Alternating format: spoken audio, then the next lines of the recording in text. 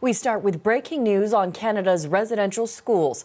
Ottawa has announced a deal worth almost $3 billion to resolve a class action lawsuit seeking reparations for loss of Indigenous language and culture. The CBC's Gabriela Panza Beltrandi is tracking the details for us. Gabriela, what can you tell us about the agreement? Well, this is a $2.8 billion settlement between the federal government and 325 First Nations in Canada. Now, this stems from a class action lawsuit that was launched more than a decade ago.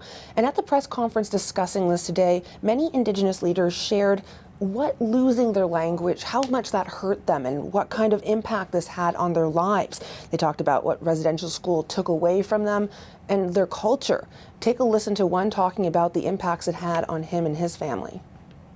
This is all for the people that really didn't make it here, and I really look forward to doing what's necessary, like Chief Sparrows has done, and like Chief Gottfredson has said.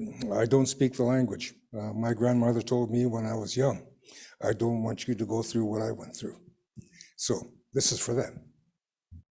Crown Indigenous Relations Minister Mark Miller also spoke at this press conference, and he talked about how this is the first settlement of its kind in Canada and how it's worth a huge amount of money it's worth, and saying reconciliation isn't cheap. Take a listen to what he had to say about the impacts that residential school left on people. I also want to honor those language and culture teachers who have been doing this without any money and have trained generations of teachers to revitalize culture, sometimes outside the prying eyes of the government. They've done some without money. And I think today, the cards are a little less stacked against them.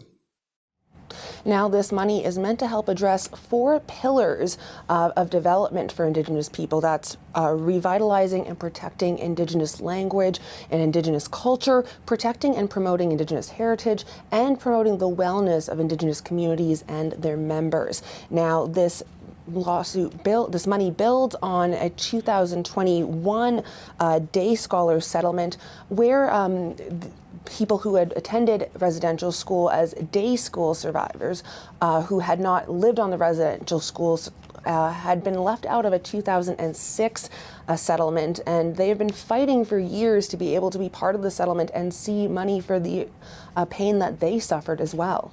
So when we talk about this money, Gabriela, where does this process go from here in terms of delivering this money?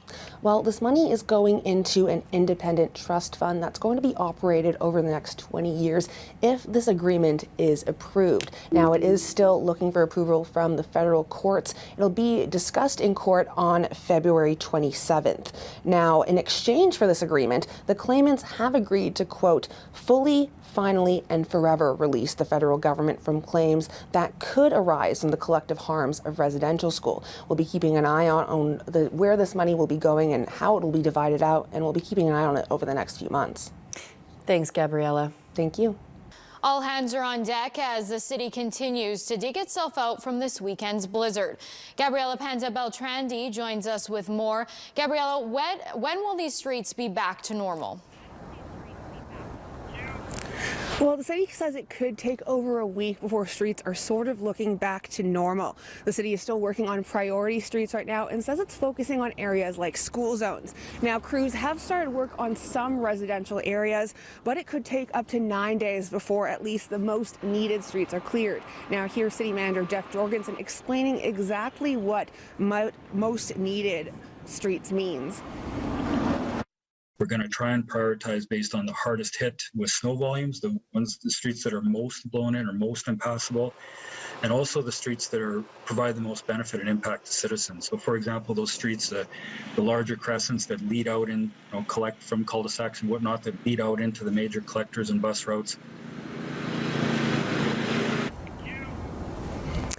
Now, roads are still hazardous, so the city is asking you to be patient when you go out driving today. Meanwhile, if you plan to be voting tomorrow in Saskatoon, there are now 7 locations, and we have more details of that on our website. So the city says to plan ahead if you are voting to make sure you have a safe way to get there.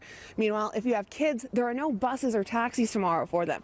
Both the Greater Saskatoon Catholic Schools and Saskatoon Public Schools have canceled buses tomorrow and say to call if you can't bring your child into class. However, for the Catholic schools in Martensville and and Mormon buses are still on. Meanwhile, the city says if you are clearing snow, not to push it out onto the street, as that just creates more of a hazard for crews to deal with, and you could face up to a $100 fine. Back to you in studio.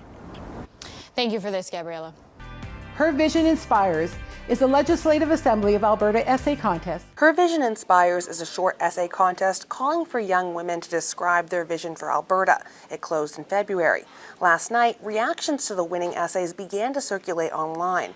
Many are slamming the third-place winner.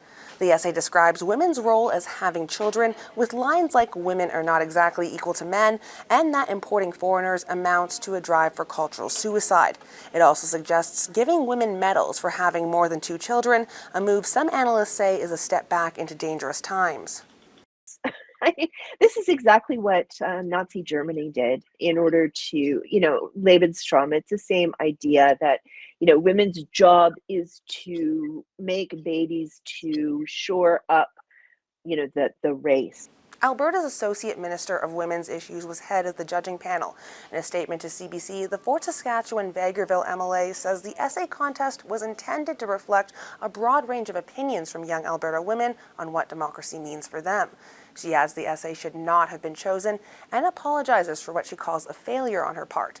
The NDP wants to know who else helped choose the winner. This is not about a diversity of opinions. They've actually chosen to celebrate and, award an essay that actually is talking about white nationalist, racist theories. This is not about diversity of opinions. It's about saying a refusal by the government to say certain views are not acceptable in a democratic, free country. In a statement to CBC, Alberta's Speaker of the Legislative Assembly says neither his office or the Legislative Assembly were involved in the contest, including the judging. The Legislative Assembly has deleted all information around the contest, including the winners, from its website. The essay author is listed as S. Silver with no additional details. The province would not provide us with the writer's name. Gabriela Panza Beltrandi, CBC News, Edmonton.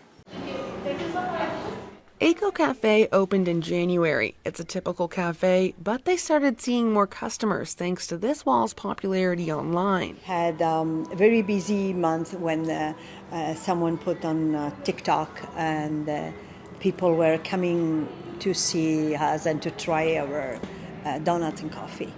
Nowadays, having an interesting Instagrammable space isn't just a quirk for business, but necessary marketing. Take La Vie Academy, a medical esthetician training school.